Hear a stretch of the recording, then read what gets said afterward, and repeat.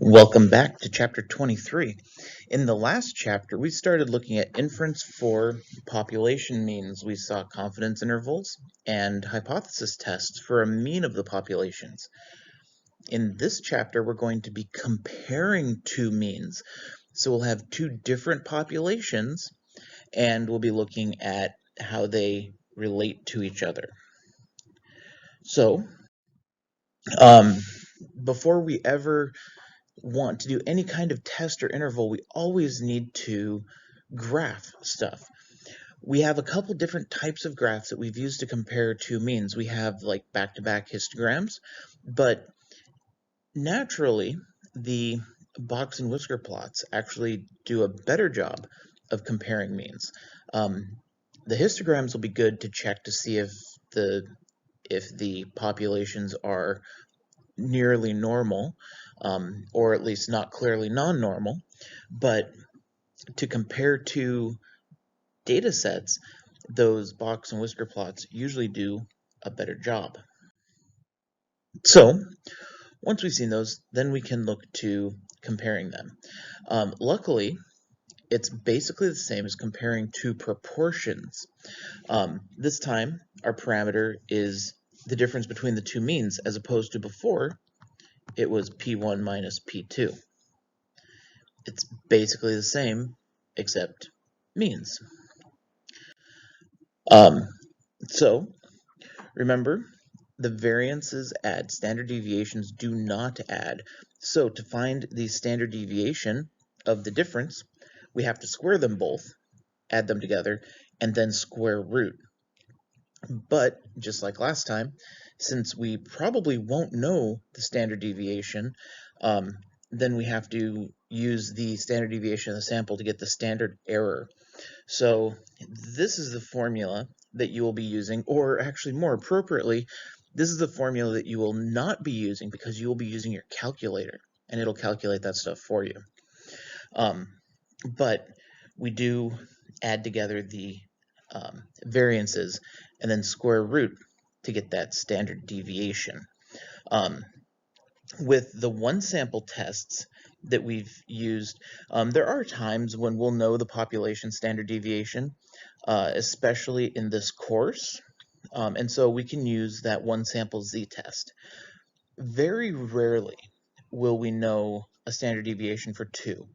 So we will almost always, when we're working with comparing two means, it will be almost 100% of the time using the standard error, which means that we will use a t-test. It's that student t-test that we saw last time. And so we have the two sample t-interval, and we have the two sample t-test. These are found in the exact same place as every other test and interval. They're just in the list. It's organized not in the same order that we're learning them in, but it's just organized. You're looking for two sample t-interval and two sample t-test. And you will want to use the calculator for this. There are times when we're dealing with some of those earlier ones where it's like, you can use the calculator or you cannot use the calculator. This is not one of those times. Use the technology. So when the conditions are met, which we'll talk about the conditions in a minute, the standardized sample difference between the two means, t will equal y1 bar minus y2 bar. These are the means from the sample minus mu1 minus mu2 over the standard error of y1 bar minus y2 bar. Remember that the hypothesis test and the confidence interval both come from the same computations. This is that computation to find that t-value. And so it can be modeled with the t-model with a number of degrees of freedom that's found with a special formula. It's not just n-1. We'll see that formula in a couple minutes. And then the standard error, as we saw in the last one, it's just s1 squared over n1 plus s2 squared over n2, and then we square root that whole thing. So we use the standard deviations of the sample to estimate what the standard error of the population is. So that's how we would find that t-statistic. Now, remember, we generally do not know those mu's. If we did, we wouldn't have to. And so for a confidence interval, we would solve so that we would be estimating that difference in means. With a hypothesis test, the difference in means is our null hypothesis. And usually that will be 0, because the null hypothesis is going to be that they're the same, or that there's been no change. So our assumptions. Independent group assumption. This one is so very important, and this one is one that people tend to miss. The 2 samples must be from independent groups, or taken independently of each other. So it's a 2 independent sample t-test. We just usually don't use the word independent. There's no statistical test that can verify this assumption. You have to get it from the context of the problem. And so you have to think about how the data are collected. If the 2 groups are related, or if it's matched pairs data, this is not the test you use. We'll look at matched pairs data next chapter, I believe. But a matched pair is a 1 sample test. This is 2 completely different samples. And this is one of my favorite ones to do when we have class, because we build paper starships and we fly them, and we actually gather 2 different samples of flight data, how far they fly. And so we have 2 different types of paper starships, and we can test to see which one flies further. More of our assumptions, these are the ones that are typical. The independence assumption, randomized condition, the 10% condition. So, I mean, the data have to be random, because there's no fancy things that can be done with bad data. And we can't have more than 10% of the population, because then the standard error, standard deviation, the formulas change. We have less variation than what we're using. And then the normal population needs to be nearly normal, so you have to check both groups. Both groups have to be nearly normal. How do you check that? Remember, you make a histogram or a normal probability plot, and you're just looking for, is it roughly bell-shaped? Is it symmetric? Are there no outliers? If that's the case, then it's nearly normal. We'll be using the central limit theorem, which helps with the normality. And remember, when you are checking this one, you do want to make a sketch, but you're going to do the graph in your calculator if it gives you data. If it does not give you the actual data, it should give you a clue, like, this is coming from a population that's approximately normal, or assumed to be approximately normal, in which case you would just say that it was stated in the problem. That's how you would check it. If it does give you data, you would make a histogram, and then on your paper, you're like, all right, so it looks like this, and then it looks kind of like that. Not clearly skewed, no outliers, roughly bell-shaped. This is not clearly non-normal, so we'll assume it's normal. It's normal enough for us to use. Remember, it doesn't have to be labeled or anything like that.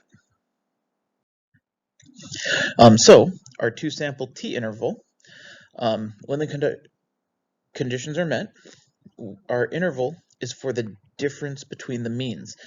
So this is mu1 minus mu2 is going to be this interval. So we're not approximating each mean, we're approximating the difference between them. So it's the y1 minus y2 plus or minus the t star for the degree of freedom that we're looking at, times the standard error. And again, this formula is one that you will never use, because you will use your calculator for this, or StatCrunch or something. Don't do it by hand. And so we have the standard error.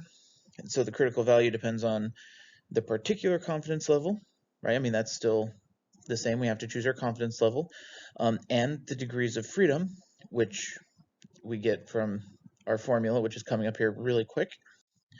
And here it is. And so this is the formula for degrees of freedom for 2 samples. So this is one of the reasons why we do not use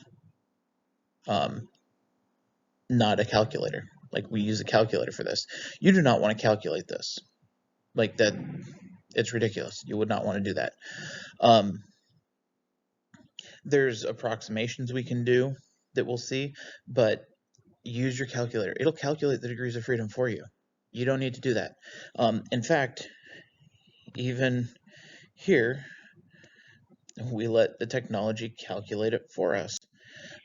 Generally speaking, I don't actually show the teaching tip ones, but this one I just wanted to drive this point home because I know there's still some of you that are like, well, I don't think I really want to use a calculator, which is weird because your entire life, like the past number of years, I've been trying to keep you from using calculators, at least for some stuff. And now you're like, oh, I'm just going to do it by hand. I don't want to learn how to use a calculator. This is not meant to be done by hand. Ever. Let the calculator do it. Students need to run the procedures on the calculator. And so you might not have that T star, but that's okay. You have the confidence interval. In addition to using the calculator, when you are stating what you're going to do, don't write down the formula. Write down the name of the test.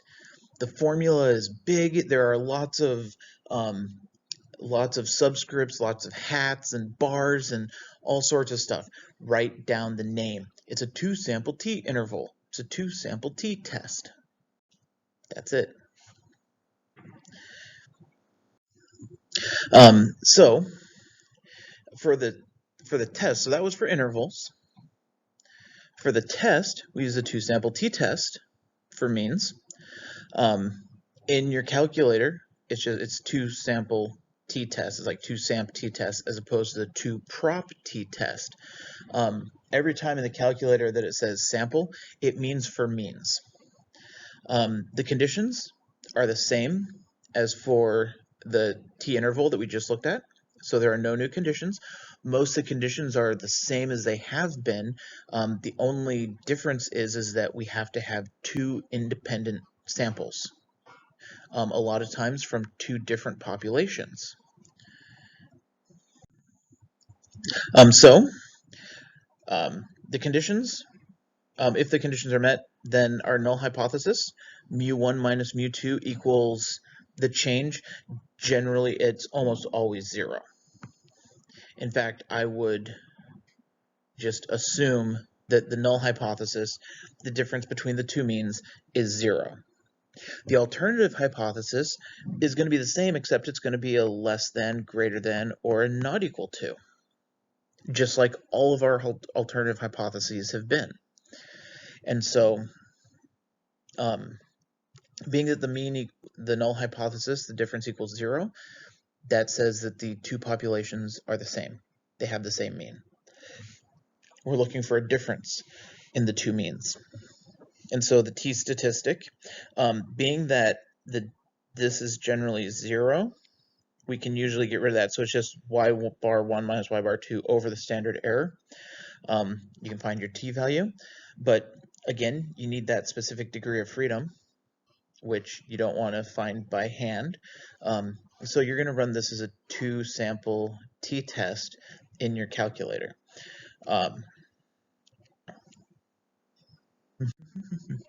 The standard error is the same as the standard error that we've been looking at. So when the conditions are met, null hypothesis is true.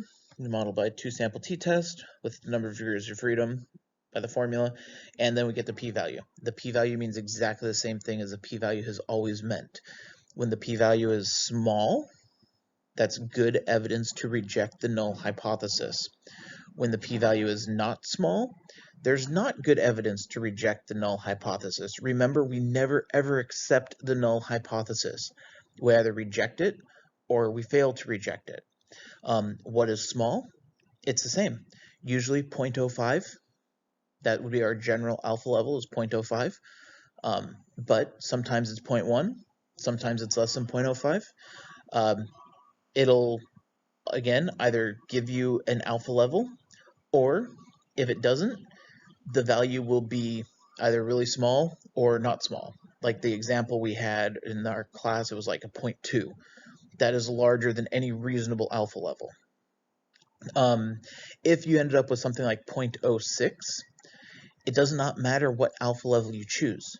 If you chose 0.05, hey, there's 0.06 is bigger than 0.05, so there's not good evidence to reject the null hypothesis at the alpha equals 0.05 level. Perfect.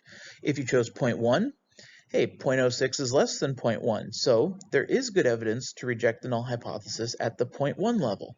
Great. You had different answers.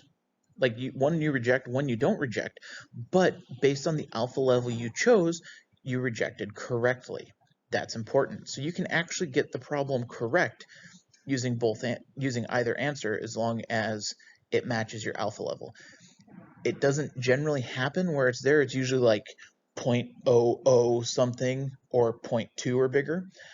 But every once in a while, it will be in the middle, and then it depends on the alpha level that you choose. So the p-value means exactly the same as it always has. So back into the pool. Remember, with the proportions, we use some pooled data. So if the standard deviation is about equal, we can pool the data. So we're going to get into some pretty nasty formulas here. First of all, before we get into them, your calculator will do pooled tests. It's the same test, it's just at the top it gives you the option of whether it's pooled or not. Or maybe it's at the bottom. I don't know. When you're setting up the test, it gives you the option of whether it's pooled or not. So one, the formulas, again, you will never use. Secondly, don't pool your data. There's no reason to do it. It works in some very small amount of cases when your standard deviations are the same. But even if they are the same and you didn't pool, you would still get the same answer. Why would we use pooling? Back before the technology was so good, it made the computations much, much easier. Being that we have technology, and this is such a rare case, we do not need to know how to do this. In fact, it's not even required on the AP test. So we do not need to know how to pool. At that point, why am I saying it? Because when we get to analysis of variance, which is called ANOVA, which we might do at the very end of the year after the AP test, it does come in handy there. So it's good to know, but don't get bogged down by this next bit of the topic. So there's a pooled t-test. It's like the two proportion z-test. The variances have to be equal, but with proportions, the variance is determined by the proportion. With means, it is not. So there's no connection there. So if we're willing to assume the variances are equal, we can pool the data. The degree of freedom is much easier if we do pool the data, but the calculator calculates it for us, so that doesn't matter. So still estimated pool standard deviation from data, so we use the pooled t-test. These are the variances, and what it does is the degree of freedom is now, we just add the two samples, then subtract 2. So that gets easier, but again, we don't need to worry about that because we're not going to calculate the degree of freedom by ourselves anyway. You never actually need to do that. Like, it's amazing. Not even like, oh, with a small sample size, we'll try it once. Nope. So the conditions, they're the same, except that the variances have to be the same. So the null hypothesis is the same. It's generally 0. mu1 minus mu2 is 0. And so the statistic is the same, except that the standard error is the pooled value. And so we get the standard error, the pooled variance. Remember, we're not caring about these formulas because they do not matter. And so where did that n1 plus n2 minus 2 come from? Well, we actually just subtracted 1 from each of them and then added those together. And that's how we got that degree of freedom. And so this would be for the confidence interval for pooled. Again, if you really want to, your calculator will do that for you. Just choose the pooled option, but don't bother because chances are the variances are not equal. And so, see, when should you use the pooled t method? Never. Well, almost never. Because the advantages are small, use it rarely, so just basically don't. And then again, it's never wrong not to pool. All it does is it simplifies the calculations, but we're not doing the calculations anyway. The calculator is. Make the calculator work. It can handle it. So why not test to see if they're equal? I mean, there is actually a test to see if the variances are equal, but it doesn't work for basically exactly what we would need it to work for. So there's no reason to do it. Is there ever a time when assuming equal variances make sense? Yes, randomized comparative experiment, that works, but each treatment group becomes with the same population, but it's still an assumption, so like there's still no reason to do it. What can go wrong? Watch out for paired data. It has to be independent. And that's the one that's different from the other ones. It's that new conditioner assumption. They have to be from independent populations or independent samples. And if they're not independent, you can't use the two-sample method. If they're matched pairs, we use a different method. We actually use the method that we saw in the last chapter. Then look at the plots. Make sure they're not clearly non-normal. Be cautious if there's no randomization, because remember, everything that we do requires a random sample. It has to be random. If it's not random, then we do not have good data and we can't really do much with it. Don't interpret the significant difference to mean causation. Just because there's a big difference, that does not mean that one thing caused the other. Especially in a prospective or retrospective study. Remember, to establish causation, you need a well planned out, well done experiment where you are controlling all the variables. Then maybe you can get some causation. So what have we learned? We've learned to use statistical inference to compare the means of two independent groups. Use t-models, just like we used in the last one. Check the conditions to see if our assumptions are reasonable. Standard error for difference in sample means depends on believing that our data come from independent groups, but pooling is not the best choice. We can add the variances. We cannot add the standard deviations, but we add the variances, then square root to find the standard deviation. And then finally, learn that reasoning and statistical inference remains the same, only the mechanics change. Again, like our tests and our intervals have 4 steps to them. We have to define what test we're using or interval, which may include a hypothesis or our null and alternative hypotheses if it's a test. We have to check the conditions, which are generally the same. There's a couple little ones depending on the test we choose. Step 3 is the mechanics. That's when we actually run the test. T equals P equals. That's the part that changes. And really the only change is which one do we pick. And then step 4, we interpret in context. What did that p-value mean? Do we reject a null hypothesis or do we fail to reject a null hypothesis? That is the same. If you got a p-value, it does not matter what test you are doing. It is the same meaning. Same thing if you get a confidence interval. It does not matter what test you are doing. It is the same meaning. The only difference would be in a one sample, we'd be 95% confident that the mean is between A and B. In a 2 sample, we would be 95% confident that the difference of the means is between A and B. That's the only change there. AP tips, check your conditions. Always check your conditions. That's where people miss these points. Draw your 2 graphs. for smaller samples. If you have large samples, it's not going to give you the data anyway, so you wouldn't be able to draw a graph. Make sure they're independent groups, make sure they're random samples. You will not be writing the full formulas.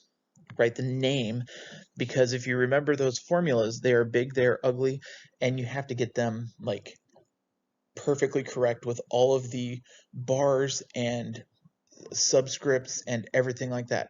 Don't write the formulas, write the names. It's a 2-sample t-test or a 2-sample t-interval. Those are your 2 options for this chapter.